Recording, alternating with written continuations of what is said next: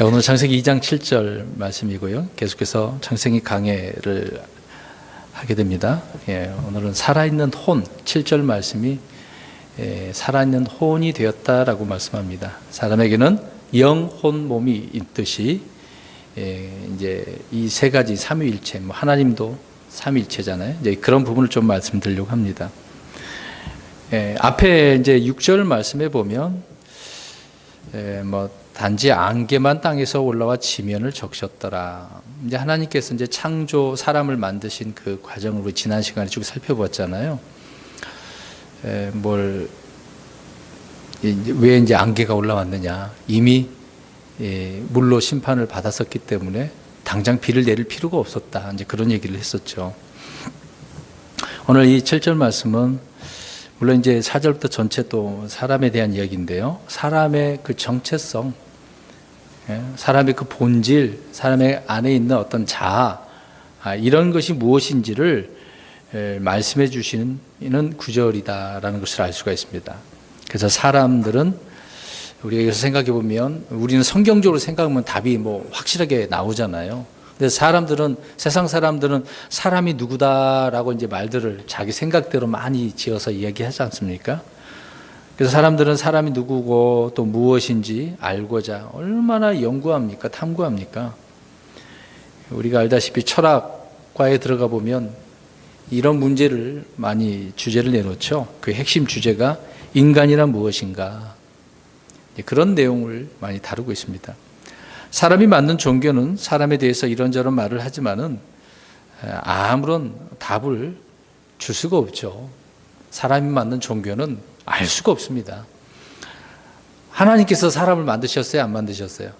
만드셨죠. 그러니까 그것을 알려면은 사람이 누군가 알려면은 누구를 알면 됩니까? 하나님, 말씀을 또 알면 되겠죠. 근데 사람들이 만드는 종교는 말씀이 없고 하나님이 없기 때문에 알 수가 없는 부분이죠. 답을 못 찾는다 그 얘기입니다. 사람이 사람을 정확히 제대로 알 수 없는 것은 어떻게 보면 모순이잖아요. 근데 우리는 잘 모르는 거죠. 하나님께서 말씀해 주신 것을 통해서 알 수 있을 뿐이라 그런 것입니다. 사람들은 철학적인 이야기를 좀 설명하려고 하는데요. 사람을 뭐라고 하냐면 흔히 이제 만물의 영장이다. 이제 그런 표현을 하죠. 이제 철학자들은 그렇게 얘기합니다. 또 이제 이제 하나님, 신과 어떤 동물의 중간이 사람이다라고 이제 표현하는 사람도 있어요. 이제 괴타라고 하는 사람이. 그 다음에 생각하는 갈대다. 이 파스칼이라고 하는 이성주의, 이제 생각하려고 하는 그 부분이죠. 이제 그렇게 이제 자기들 나름대로 정의를 내려놓은 것입니다. 또 어떤 자들은 물질이다. 아니면 작은 하나의 우주다. 그렇게 표현한 사람도 있습니다. 그리고 고등 생물이다. 동물이다. 이런 자들은 이제 생물학자나 진화론자들이 이런 표현을 하죠. 아무튼 세상 사람들은 나름대로 이렇게 정의를 내립니다. 그러나 오늘 우리 주님께서는 분명히 7절 말씀에 사람을 뭐라고 말하고 있습니까? 살아있는 혼이다. 이게 답이에요. 다른 거 필요 없어요. 사람이 뭐예요? 그러면 살아있는 혼이에요. 그게 더 정답이에요. 그냥 막연한 것 같지만 성경이 말하는 그대로가 정답이 되겠죠. 계속해서 설명을 우리가 들어야 될 것입니다. 사람은 영이 아닙니다. 물론 우리 속에 영이 있잖아요. 또 사람은 신이 아니고 물질도 아니고 또 성경에 나오는 이제 영적 존재 중에서 스랍, 천사가 있는데 우리는 스랍도 아니고 천사도 아니죠. 그냥 오늘 7절 말씀처럼 살아있는 혼이다. 이렇게 표현해야 이제 정답이라는 거예요. 사람은 살아있는 혼이다. 덧붙여 설명드린다면 천사는 섬기라고 있는 영들이잖아요. 마귀도 악한 영들이고요. 그러나 사람은 영이 아니라 살아있는 혼이다라고 이야기합니다. 육체의 생명은 어디에 있다고 레위기서에 말씀하고 있죠? 피. 그러면 사람의 생명은요? 혼이라고 지금 이야기하고 있는 거예요. 이제 잘 대답하셨습니다. 헷갈릴 수도 있었는데 바로 그것입니다. 네. 사람은 영, 혼, 몸 이렇게 셋이 하나로 된 존재라는 것을 말씀해 주고 있는 거죠. 그래서 그 정체성이 혼이다라고 이야기합니다. 살아있는 혼. 저와 여러분에게는 영도 있고 몸도 있는데 그 핵심 정체성은 혼이다라고 이야기하고 있습니다. 몸은 혼의 옷이다, 집이다, 뭐 그릇이다 이렇게 이제 표현할 수가 있습니다. 우리가 이제 영이라고 한다면 성령님께서 내 몸에 거하십니까? 내 몸 아닌데 그 몸 안에 있는 영 안에 거하신다 그러잖아요. 그러니까 영은 성령님이 거하시는 거처라고 이렇게 표현할 수도 있겠죠. 그런데 혼이라고 하는 것은 그냥 나를 말하는 거예요, 나. 물론 영도 우리 사람 자체 나를 이제 표현하고 있는 건데 혼은 아주 중요한 부분으로 이제 나를 설명하고 있는 겁니다. 그래서 사람에게 가장 중요한 것은 혼이다, 나다, 자아를 우리 흔히 이제 그렇게 표현하고 있는 거잖아요. 그러니까 나라고 자아라고 이렇게 말을 할 때 나는 이렇게 혼이다 이렇게 생각하시면 될 것입니다. 그래서 예수님께서는 우리의 영을 구원하시려고 하십니까? 몸을 구원하려고 하십니까? 혼을 구원하려고 하십니까? 혼을 구원하시는 거죠. 이걸 이제 잘 알아야 되는 거죠. 그러니까 영혼 몸을 이해를 못하면 성경의 많은 부분에 있어서 진리를 이해할 수가 없습니다. 그래서 예수님은 우리의 혼을 구원하셔서 안식하게 하기 위해서 안식을 주러 오셨다라고 말씀하고 있습니다. 살아있는 혼의 그 혼의 중요성은 주님의 말씀을 통해서 다 알 수가 있는데 우리 마가복음 8장을 한번 가보겠습니다. 제가 지금 영혼 몸 중에서 중요한 것은 뭐라 그랬습니까? 살아있는 혼. 예수님께서도 그렇게 말씀하셨습니다. 마가복음 8장 36, 37절을 읽겠습니다. 시작. 사람이 만일 온 세상을 얻고도 자기 혼을 잃으면 그에게 무슨 유익이 있겠느냐? 사람이 무엇을 주어 자기 혼을 대신하겠느냐? 이 구절만 봐도 혼이 중요하다는 것을 알 수가 있습니다. 혼이 중요하다는 거죠. 사람에게 온 세상보다 더 귀한 것이 혼이다라는 것을 지금 예수님께서 말씀을 하고 있습니다. 세상보다 더 귀한 거예요. 그러니까 우리가 복음을 어떻게 해야 됩니까? 사람들에게 전하는 거죠. 세상보다 귀한 혼, 한 혼을 우리가 주님께로 구령을 해서 데려오잖아요. 그러면 하늘에서 천사들이 얼마나 기뻐하는데요. 영적인 자들이 굉장히 기뻐합니다. 우리 주님께서도 기뻐하시는 거죠. 그래서 여기서 자기 혼, 지금 8장 36, 37절에 30절 후반절이죠. 자기 혼이라고 그랬잖아요. 사람의 실체는 혼이다라는 것입니다. 그래서 사람의 수를 셀 때도 어떻게 셉니까? 혼, 물론 한영 뭐 그렇게 표현할 수도 있는데 대부분 혼이라고 그래요. 한 몇 혼이라고 그렇게 얘기하거든요.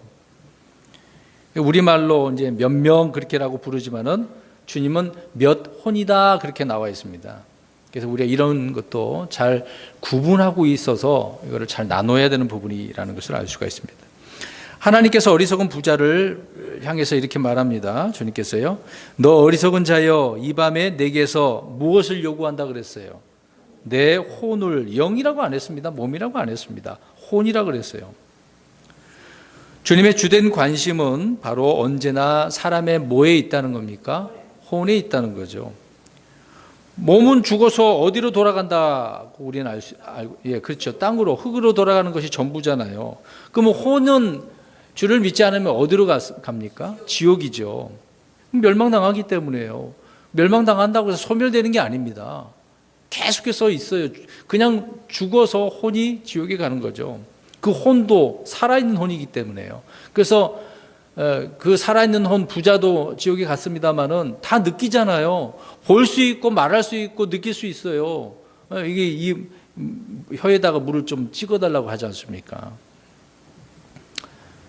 그래서 성경에서는 영은 거듭나는 것이고 혼은 지옥으로부터 구원받는 것이고 몸은 부활하는 거죠.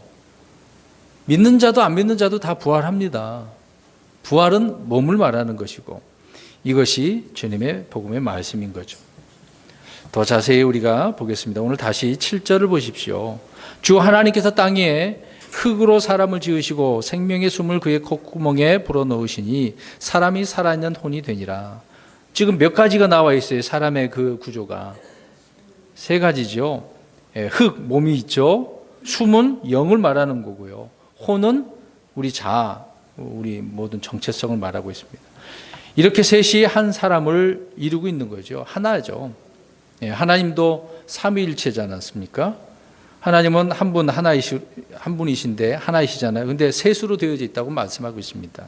참 이거는 오묘한 진리이기 때문에요. 인간의 머리는 이해가 안 되는 겁니다. 하나님의 형상과 모습대로 지음받은 사람 역시 한 사람이 셋으로 되어져 있고 셋이 하나로 되어져 있다는 것을 알 수가 있습니다. 그러니까 사람의 구조를 이 영혼 몸을 이해하면 하나님도 자동적으로 이해가 되는 거거든요. 이런 사실을 억지로 이제 안 믿으려고 하니까 이제 문제가 되는 것입니다. 삼위일체 하나님을 이해하지 못한 분들은 사람의 삼위일체를 보면 간단하게 그래서 알 수가 있다. 왜? 사람은 하나님의 형상이고 하나님의 모습이기 때문이라고 말씀하고 있습니다. 우리 성경 한 구절 또 보겠습니다. 데살로니가전서 5장 23절. 우리는 여기 계신 분들은 지금 영혼 몸에 대해서 다 배우셨지만 오늘 우리가 창세기서를 하나님께서 이렇게 만드셨다라는 것을 이 구절들을 통해 더 한 번 더 살펴보고 있는 겁니다. 5장 23절 시작. 평강의 바로 그 하나님께서 너희를 온전하게 거룩히 구별하시기를 원하노라. 내가 하나님께 기도하여 너희의 온 영과 혼과 몸을 우리 주 예수 그리스도께서 오실 때까지 흠없이 보존해 주시기를 원하노라. 지금 바울은 기도하고 있네요. 너희의, 그러니까 그리스도인들이 되겠죠. 데살로니가 성도들 영과 혼과 몸을 보존해 달라고 그렇게 구하네요. 여기서 세 가지를 바울은 언급을 하고 있습니다. 영과 혼과 몸 셋이죠. 이 셋이 한 사람을 이루게 되는 것입니다. 그래서 이 셋 중에 하나가 없으면 온전한 사람이 됩니까? 안 됩니까? 안 되는 거야. 하나가 없으면 온전한 사람이 아니에요. 영이 없는 몸, 혼이 없는 몸, 뭐 몸이 없는 혼, 뭐 이렇게는 안 되는 거죠.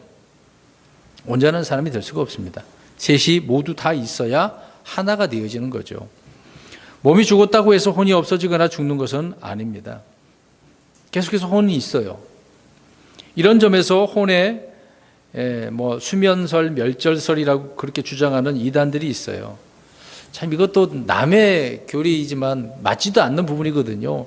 이것이 오늘날 기독교라고 하는 교회 안에 들어와서 많은 사람들을 이제 제대로 믿음 생활하지 못하게 만드는 것입니다. 보세요. 몸하고 혼이 같은 겁니까? 다른 거예요. 몸과 영도 다른 거고 혼과 영도 다른 거고 글자가 다르고 단어가 자체가 다르지 않습니까? 다른 것은 같은 것이 아닌데 이렇게 오해를 하는 거죠. 하나님께서 하나님의 땅의 흙으로 사람을 지으시고라고 했는데요. 사람의 몸을 지으신 것을 말씀을 하고 있는 겁니다. 사람의 몸은 흙을 사용해서 지으셨다는 거죠. 이렇게 뭐 우리를 사람들을 흔히 이제 진토, 먼지, 티끌, 흙 막 그렇게 부르는 이유가 바로 여기에 있는 것입니다.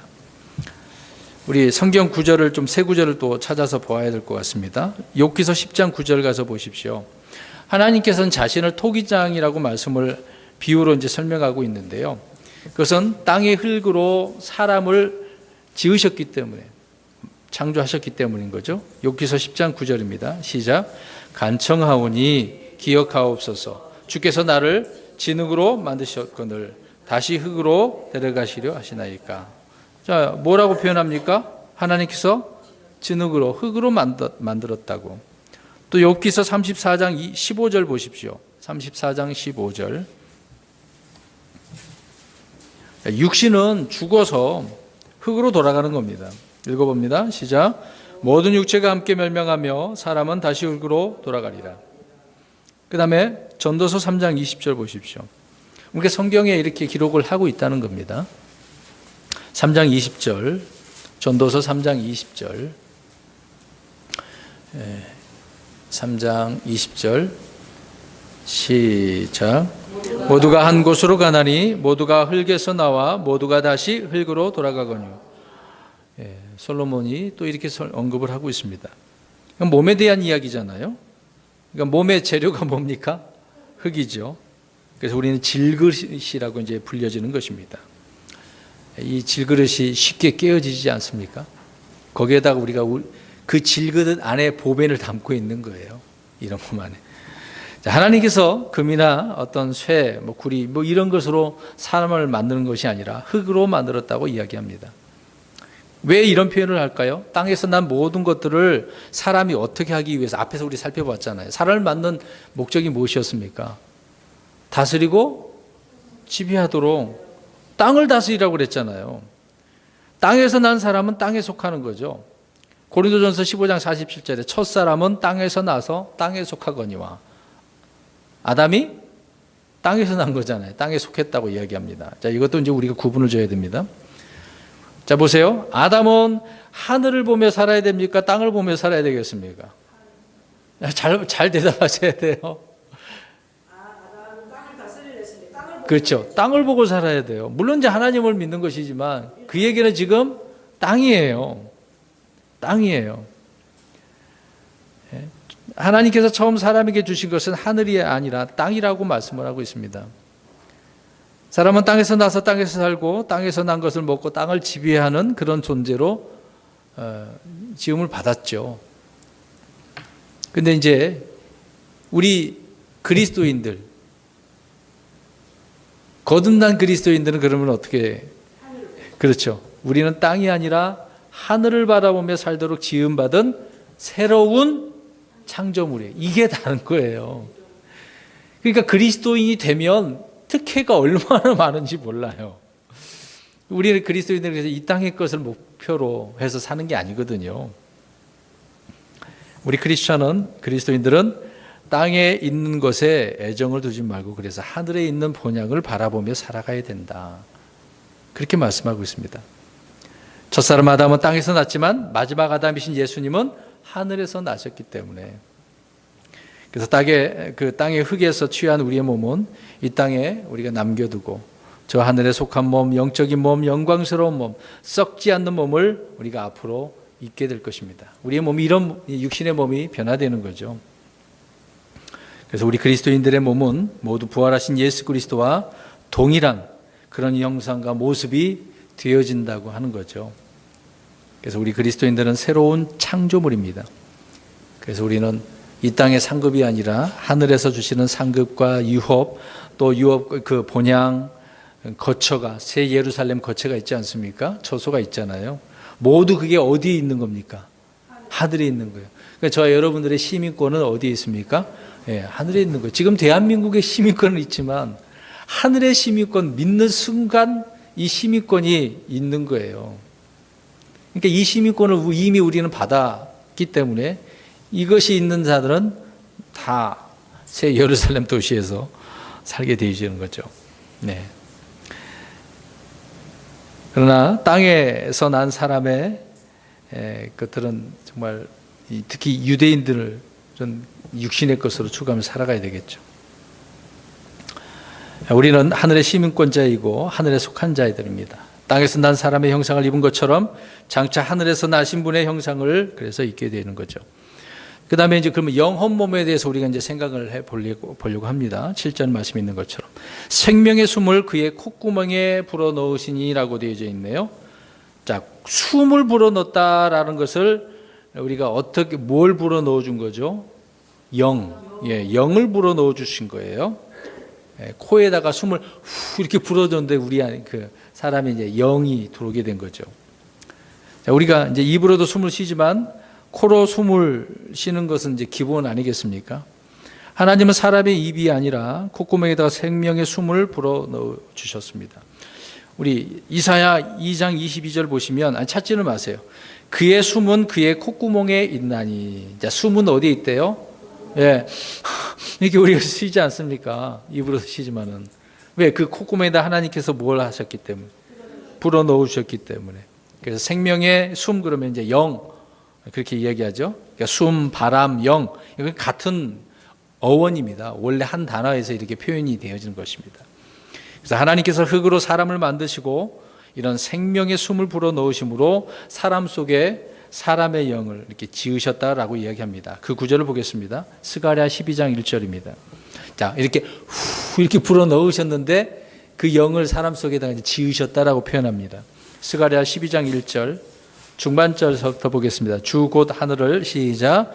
주 곧 하늘들을 펼치고 땅에 기초를 놓으며 사람 속에 사람의 영을 짓는 이가 말하노라.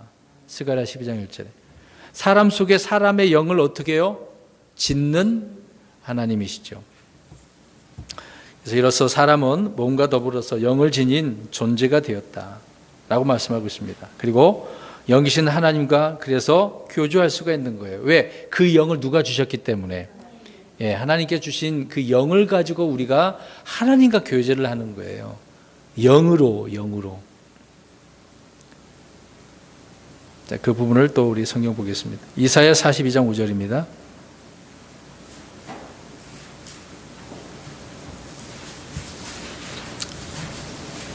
영을 주신 하나님에 대해서 보겠습니다. 이사야 42장 5절 시작.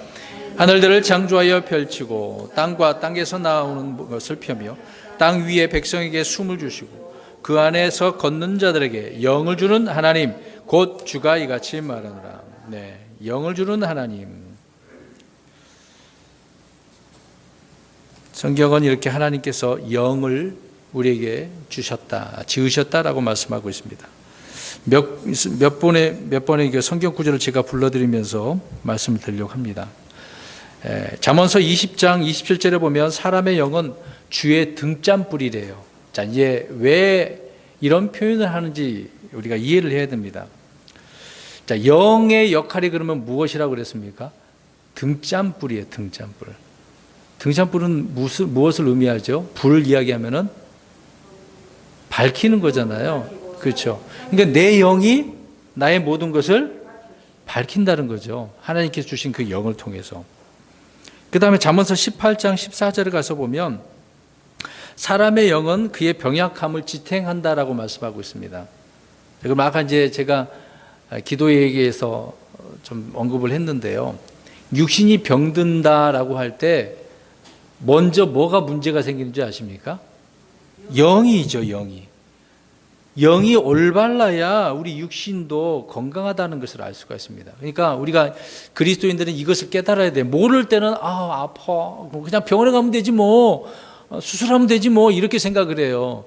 근데 병원에 가도 모를 때가 있잖아요. 뻔한 건데도 불구하고 병명을 모르고 의사도 잘 모르겠다고 하는 경우가 있거든요. 분명히 이렇게 진단하면 같은데 그 다른 증상이 있어. 그러니까 답이 안 나오는 거거든요. 그럼 우리는 무엇을 의심해야 되겠습니까? 그렇죠. 그 사람이 지금 영의 상태가 어떤가를 봐야 됩니다. 영이 지금 병약함을 지탱한다 그랬어요. 밝히기도 하고 지탱하게 하는 거, 건강하게 한다 그런 말씀 아니겠습니까? 영이 문제가 생기니까 몸도 문제가 생기는 거죠. 전도서 3장 21절 가서 보시면 사람의 영은 위로 올라간다 그랬어요. 우리가 잘 아는 구절이잖아요. 그런데 전도서 12장 7절 가서 보면 여기에는 또 그것을 주신 분께로 돌아간다. 뭐 하늘로 위로 올라간다는 그 말씀하고 동일한 말씀이죠.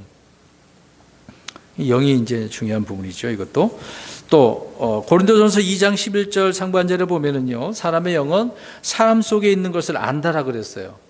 그러니까 내 속에 있는 거, 내가 품은 거, 무슨 생각하는 거, 이 영이 다 알아요, 몰라요?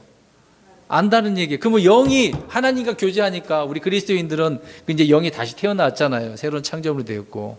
그럼 내 영이 지금 하나님과 교제를 나누는데 내가 품은 생각들을 마음에 가지고 있는 것들을 다 알고서 누구에게 고하는까요?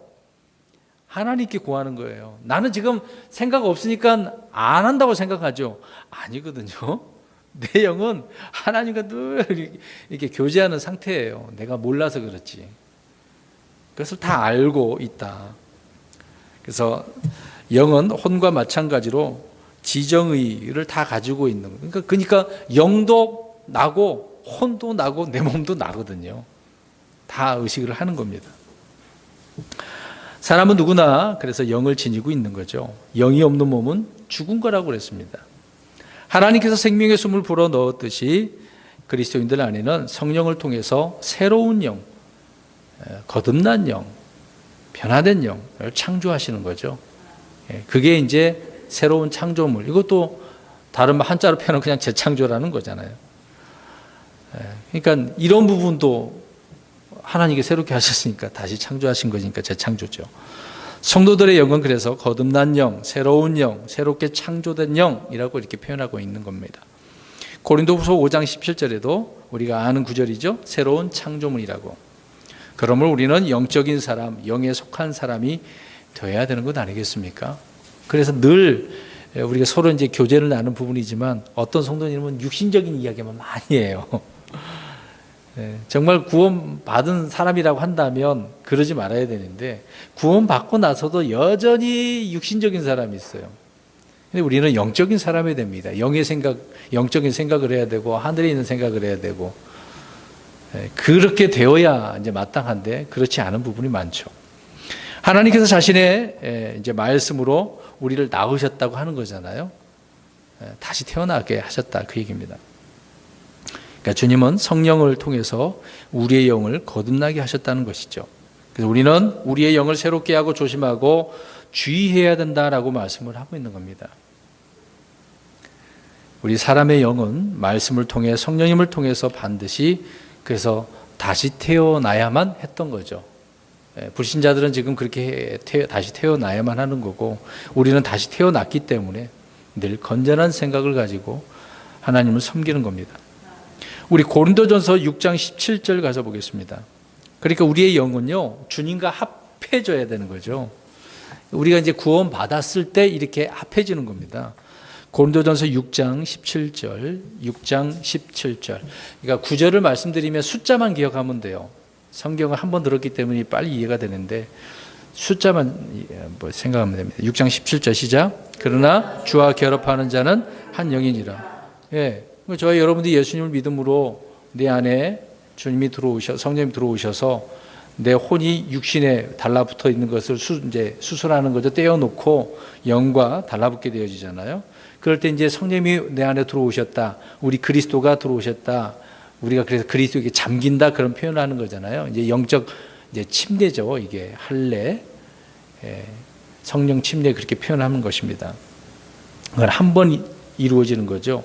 그래서 주와 결합한 자는 한 영이다. 하나님이 사람 안에 지으신 영은 주님과 결합하고 또 주님의 거처가 되는 거고요. 주님과 교제하고 주님을 알고 따르기 위한 것입니다. 근데 우리의 영이 거듭나지 않았어요. 거듭나지 않았다는 것은 성령님이 내 안에 거한다는 거예요? 안 거한다는 거예요? 그렇죠. 이것입니다. 거듭나지 않았는데 성령님이 들어올 수가 없는 거거든요. 이런 부분을 우리가 이렇게 이해할 수 있는 것입니다. 사람의 영 안에 성령이 내주하지 않는다면 그 영은 사실 본래의 기능과 목적을 잃어버린 거죠. 아담이 죄를 지었을 때. 하나님의 아들 예수 그리스도를 믿을 때 성령님은 우리 속에 들어오셔서 몸을 성전으로 삼으시고 그래서 영원히 거하시는 겁니다. 구약에는 성령님이 들어왔다가도 떠나요. 그러나 신약 그리스도인들에게는 한 번 들어오신 성령님은 영원토록 안 떠나요. 놀랍죠. 그러니까 우리는 성령님을 통해서 날마다 이렇게 찬송하고 기뻐하고 즐거워하는 거죠. 그래서 성령 충만해야 됩니다. 이미 내 안에 계신 성령님이 충만해야 되는 거죠. 그래서 우리는 기도할 때도 충만케 해달라고. 그럼 충만케 하려면 어떻게 해야 되겠습니까? 경건한 삶, 거룩한 삶, 주와 늘 함께하는 삶을 살아가야 되겠죠.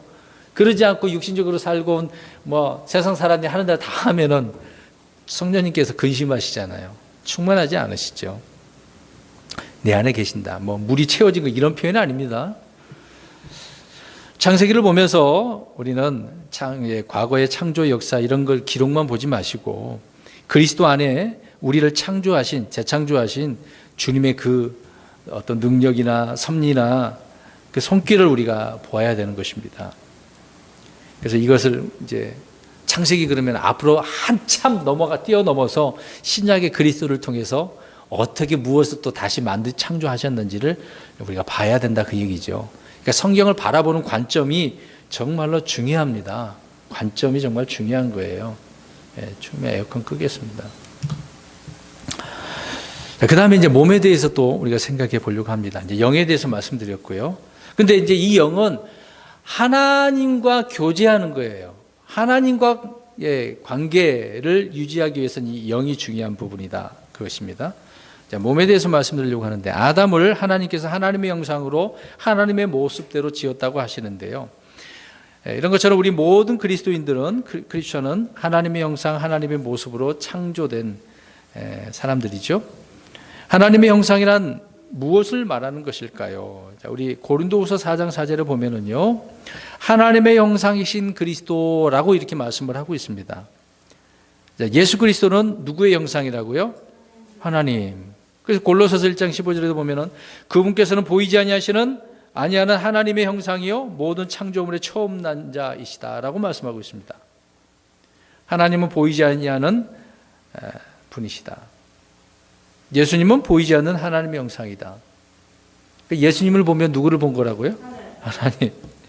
이제 제자들과 대화 속에 그런 말씀 하셨잖아요. 우리 성경 구절을 보겠습니다. 히브리서 1장 3절.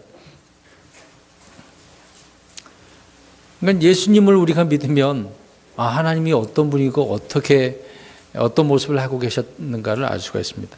히브리서 1장 3절 시작. 하나님의 영광의 광채시요 그분 자체의 정확한 형상이시며 자신의 권능의 말씀으로 모든 것을 떠받치시는 이 아들께서는 친히 우리의 죄들을 정결하게 신 뒤에 높은 곳에 계신 존엄하신 분의 오른편에 앉으셨느니라. 하나님의 영광의 광채시라고 하잖아요. 영광의 광채.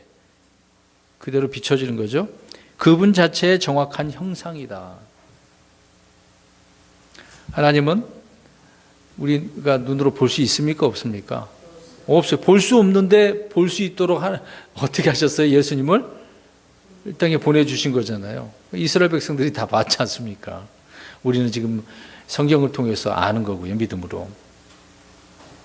하나님의 이런 신격의 모든 충만함은 예수 그리스도란 그 몸을 통해서 그래서 드러나는 겁니다. 이 구절 한번 볼까요, 이제요? 골로새서 2장 9절입니다.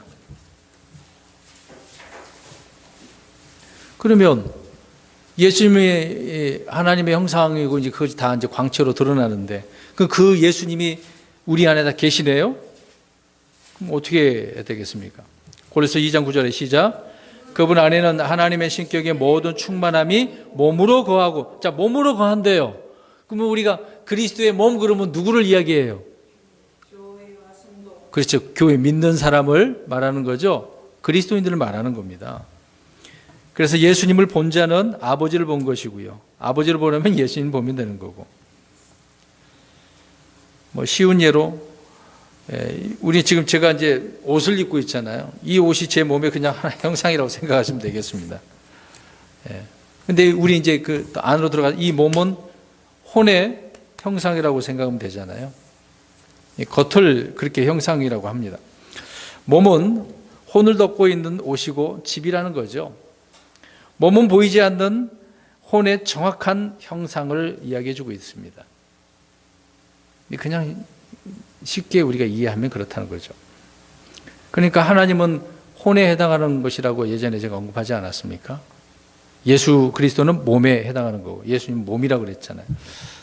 그래서 사람이 하나님의 형상, 하나님의 모습이라고 할 때 그 모습은 예수 그리스도의 형상, 그분의 모습을 말하는 거죠. 고린도전서 11장 7절 가서 보시면 이해하실 겁니다. 금방 이 말씀을 이해 못할 수도 있는데 이 고린도전서 11장 7절 가서 보세요. 남자는 뭐라고 되어져 있는지 보시면 됩니다. 그러니까 아담이 누구의 모습인지를 다시 한번 말씀해 주고 있는 거잖아요. 자, 11장 7절 시작. 남자는 하나님의 형상. 그러니까 아담이 누구의 형상으로 지음받은 거예요? 네, 그렇죠. 그럼 또 한 구절 보겠습니다. 고린도전서 15장 49절. 그래서 이것 또한 그래서 약속을 또 해주셨어요. 앞으로 우리가 그렇게 되는 거예요. 15장 49절 시작. 우리가 땅에 속한 그 사람의 형상을 지닌 것 같이 또한 하늘에 속하신 그분의 형상을 지니게 되리라. 아담을 통해서 이렇게 지음받은 이런 모습이지만 이제 후에는 그리스도의 형상이잖아요. 그것을 우리가 지니게 된대요. 그러니까 저와 여러분들이 죽거나 부활하게 되거나 이제 휴가하게 되어지면 순식간에 변하게 될 때 주님의 형상으로 그리스도의 형상으로 되는 거죠. 이거 엄청난 약속 아닙니까? 이 육신, 이 썩어 빠질 육신, 이 육신이 이렇게 변화된다고 하니까요. 정말 감사한 일이죠. 또 한 구절 보겠습니다. 로마서 8장 29절. 성경이 이렇게 말씀하고 많이 언급을 하고 있습니다. 로마서 8장 29절 시작. 그분께서는 자신이 미리 아신 자들을 또한 예정하사 자신의 아들의 형상과 같은 모습이 되게 하셨나니 이것은 그분이 많은 형제들 가운데서 처음 난 자가 되게 하려 하심이라. 아멘. 보세요. 자신이 미리 아신 자들을 또한 예정하사, 믿는 자들 말하는 거죠. 그래서 자신의 아들의 형상과 같은 모습이 되게 하셨다. 저 여러분들이 그렇게 되는 거죠. 그래서 우리 몸에 대한 약속들이 이렇게 성경에 기록되어져 있습니다.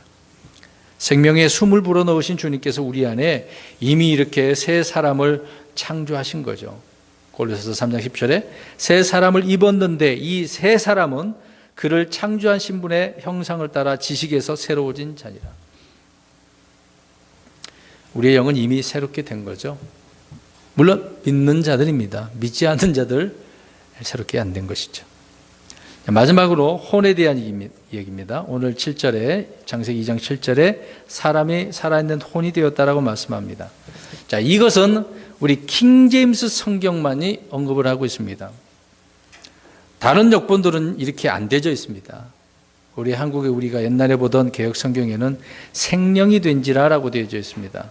살아있는 혼하고 생령하고 다르거든요. 의미 자체가 다릅니다. 그렇다면 사람은 뭐 천사가 되었다 막 이렇게 생각할 수 있는 거잖아요. 가톨릭 성경에는 생명체가 되었다라고 되어져 있습니다. 생명체. 그러면 어떤 생명체라는 거예요? 그 도대체 개도 생각할 수도 있고 동물도 생각할 수도 있고 이게 말이 안 되죠. 그러니까 이것은 사람이 동식물과 같은 그런 존재가 되었다라고 말하고 있는 거죠. 또 우리나라 한국말로 번역된 쉬운 성경이라고 있습니다. 이제 현대 역본들이 다 그러는데 산 존재가 되었다라고 되어 있습니다. 산 존재, 살아있는 존재. 이런 역본들은 말씀들을 좀 부패시켜버린 거죠. 그러니까 사람이 무엇인지 누구인지를 모르게 만들어 놓은 거예요. 그냥 우리가 이제 과거에 알고 있는 지식은 그냥 사람이다라고 생각을 하지만 이거는 안 믿는 사람이 이것을 볼 때는 어떻게 생각하겠냐 이 말이죠. 내가 믿고 나서 들어보니까 아 그랬다 그러더라라고 이해를 할 뿐이지 그건 내가 그리스도인이 아닌 입장에서 이걸 봤다라고 생각을 해보세요. 이해가 안 되죠. 그러니까 사람의 그 혼이 구조가 또 어떻게 됐다는 걸 알 수가 없다 그 얘기입니다. 하나님께서 흙으로 사람을 이렇게 지으셨고 생명의 숨을 불어 넣으심으로 살아있는 혼이 되었다는 것입니다. 자, 그럼 또 성경 구절 보겠습니다. 고린도전서 15장 45절. 자, 이 창세기에 있는 말씀을 사도 바울이 이것을 인용합니다. 그대로.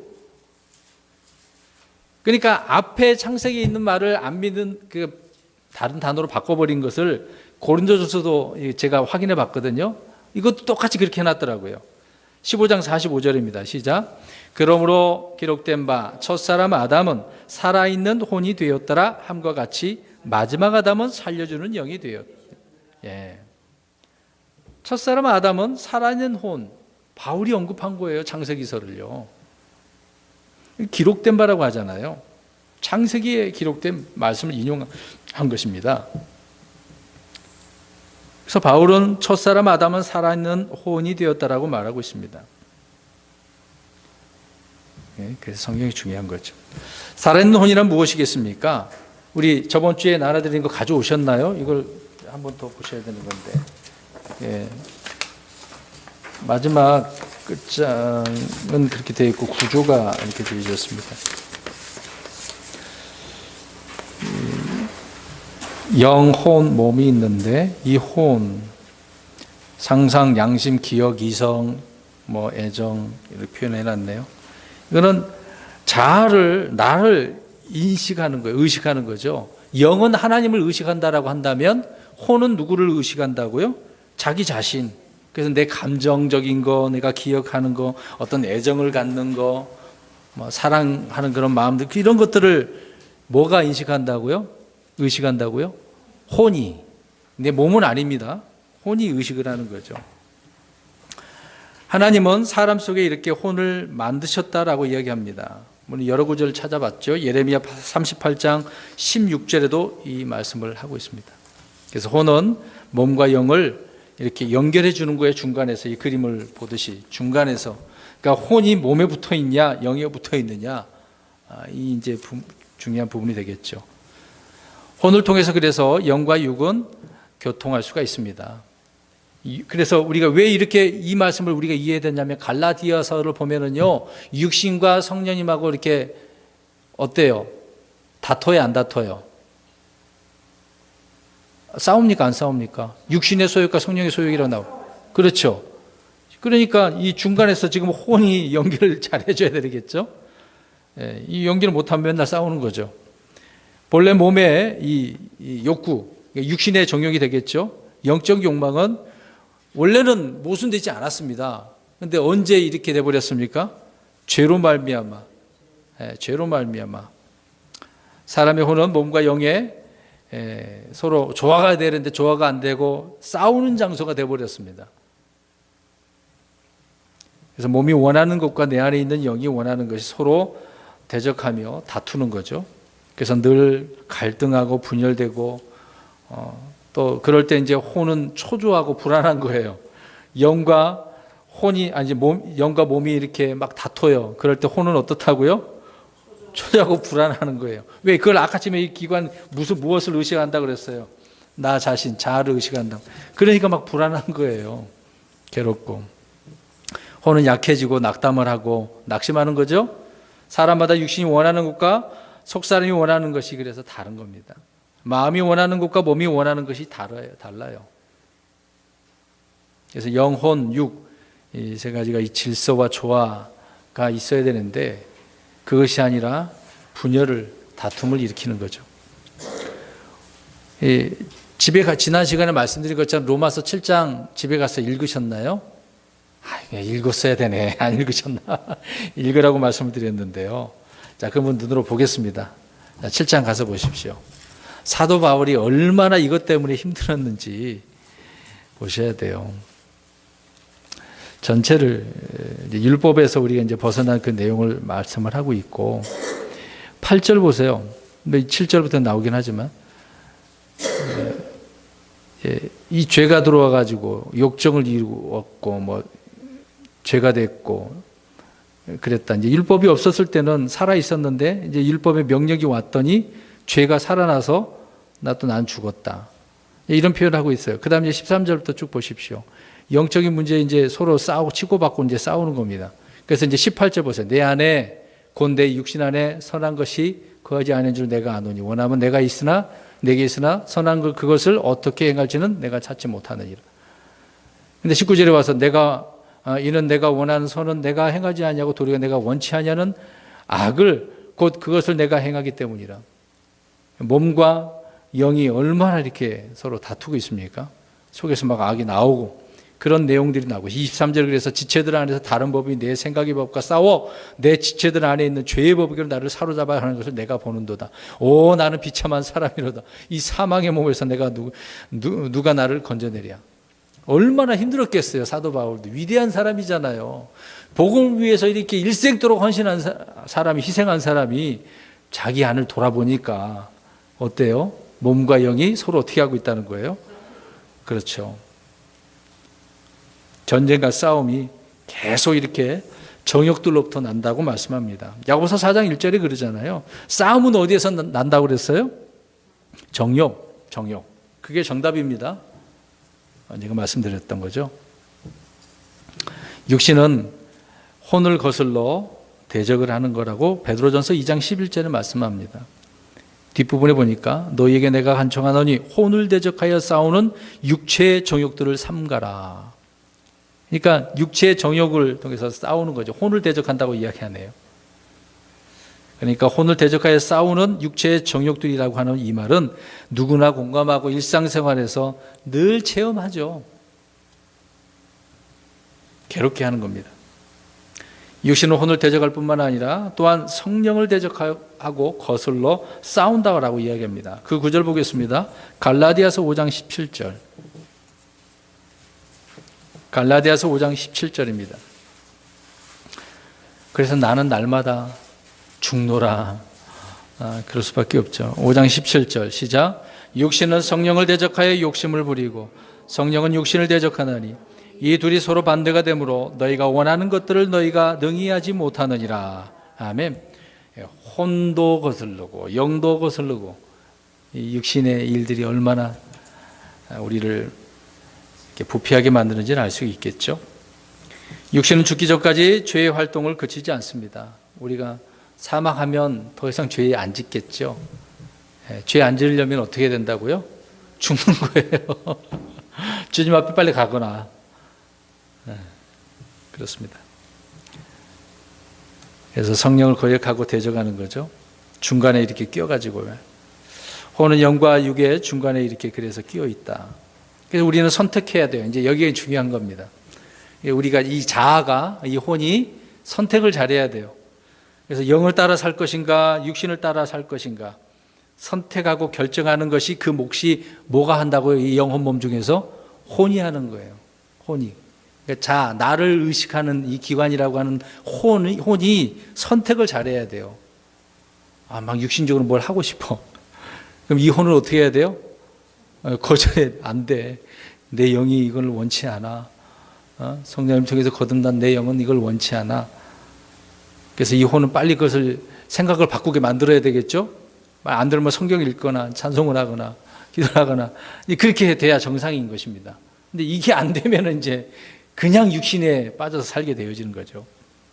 로마서 8장 13절 보겠습니다. 이제 한둘 구절만 보시면 될 것 같네요. 로마서 8장 13절. 그래서 선택을 잘해야 됩니다. 8장 13절입니다. 시작. 너희가 육신을 따라 살면 죽을 것이로되 성령을 통해 몸의 행실을 죽이면 살리라. 몸의 행실을 어떻게 해요? 날마다 죽여야 돼. 죽여야 돼. 오늘도 오늘 실패했으면 내일도 다시 죽이고 계속해서 주님 오실 때까지 해야 됩니다. 실패해도 또 해야 돼요. 계속해서 해야 됩니다. 그러니까 육신이냐 성령이냐 우리의 혼이 판단과 이런 선택, 결정을 잘 내려야 된다 그 얘기입니다. 또 성경 구절 봅니다. 아까 읽었던 구절 앞인데요. 갈라디아서 5장 13절입니다. 16절입니다. 5장 16절. 우리 그리스도인들이 성령을 따르면 몸의 형식을 죽이고 육신의 몸을 욕심을 이루지 않는다고 말씀합니다. 5장 16절입니다. 갈라디아서 시작. 그런즉 내가 이것을 말하노니 곧 성령 안에서 걸으라. 그리하면 너희가 육신의 욕심을 이루지 아니하리라. 성령 안에서 걸으면 우리가 육신의 욕심을 이루지 않는 거예요. 하늘의 것을 추구하게 되는 것이니까요. 근데 이 육신은 이 땅의 것을 추구하게 만드니요. 그래서는 안 되겠죠. 그래서 모든 죄인들의 그 혼은 육신과 완전히 밀착되어져 있습니다. 거듭나기 전까지는 이렇게 되어서 사는 거죠. 그래서 혼은 육신에 있어서 굴복을 합니다. 오늘도 졌어, 내일도 졌어. 안 믿는 사람들은 항상 그렇게 살아가는 거예요. 근데 우리 주를 믿는 사람, 거듭난 사람들이 이렇게 살면 안 되잖아요.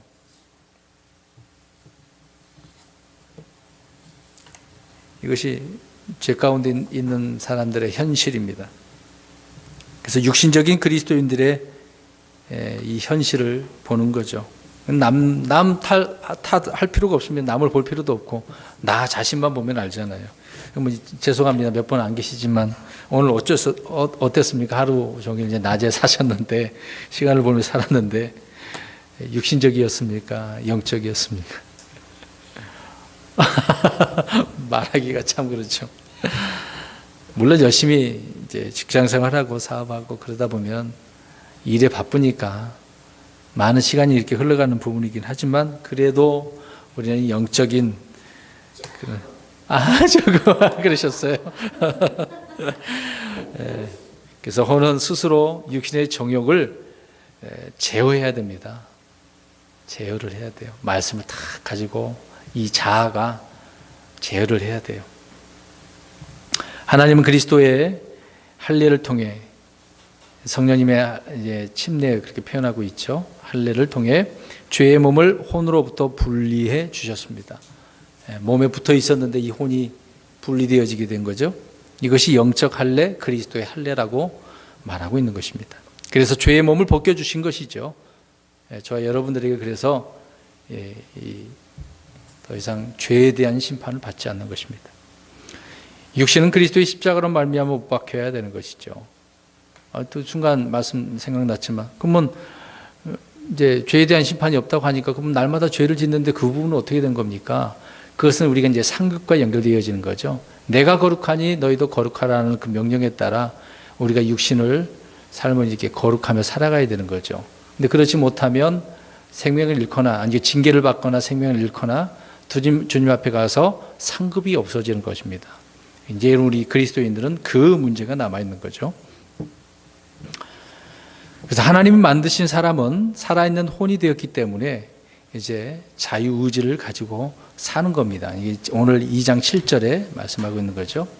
우리는 살아있는 혼이 되었기 때문에 그래서 선악을 택할 수가 있습니다. 살아있는 혼이 죄의 속박과 사망의 권능에 매여서 지옥에 떨어져 멸망할 수밖에 없었을 때는 우리 주님께서 우리의 혼을 그래서 구속하신 거죠. 십자가에 죽으신 것입니다. 누구나 믿기만 하면 이 문제가 해결되어진다는 겁니다. 자, 그러면 이제 우리가 결론적으로 어떻게 살아가야 될까? 이렇게 지음 받았어요. 영혼 몸으로 다시 태어나서 이제 새로운 창조물로 우리가 살아가고 있는데요.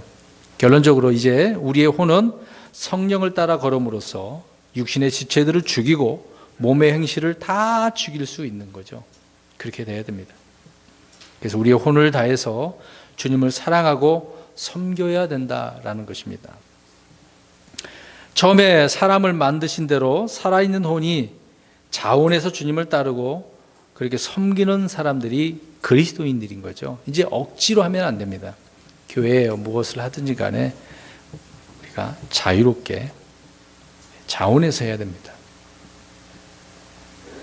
그럼 우리 주님께서 정말 기뻐하시겠죠? 네, 우리가 자녀들에게 뭘 시켰는데 정말 부모의 말에 순종하려고 하는 기뻐서 좋아서 하는 자녀도 있을 것이고 그러지 못하는 막 하기 싫어서 막 억지로 예수님께서 또 비유 설명하셨잖아요. 야 가서 일을 해라 아버지가 그랬는데 첫째는 뭐 안 하겠습니다. 뭐 둘째는 또 뭐 하겠습니다. 이렇게 표현하는 부분이 있잖아요. 간다고 그랬다 안 갔다가 안 간다고 그랬다 갔다가 그런 부분이죠. 그러기 전에 이해하고 한 번 이해하고 계속해서 실천해야 되겠죠. 우리 그리스도인들은 그렇게 이렇게 살아있는 혼으로 지음을 우리가 받았습니다. 약속도 있으니까요. 더욱더 주님의 말씀에 따라 우리는 새로운 창조물로서 그리스도인답게 살아가는 저와 여러분이 되시기를 주의 이름으로 축원합니다.